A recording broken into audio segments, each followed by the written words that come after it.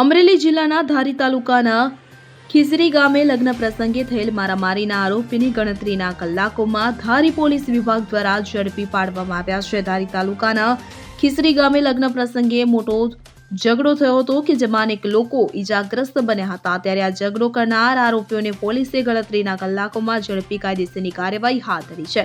ખીસરી ગામમાં થયેલ ઝઘડામાં આરોપીઓ દ્વારા જે વાહનોનો ઉપયોગ કરવામાં આવ્યો હતો તે વાહનોને પણ ધારી પોલીસ વિભાગ દ્વારા કબજે કરવામાં આવ્યા છે।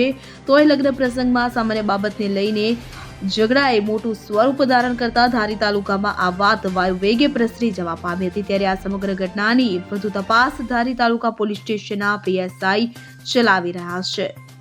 મેહુલ ત્રિવેદી સાથે CN24 ન્યૂઝ અમરેલી। હવે જુઓ દેશ દુનિયાની તમામ ખબરો તમારી આંગળીના ટેરવે। ઉઠાવો મોબાઈલ અને ગૂગલ પ્લે સ્ટોર પરથી ડાઉનલોડ કરો અમારી CN24 ન્યૂઝ મોબાઈલ એપ।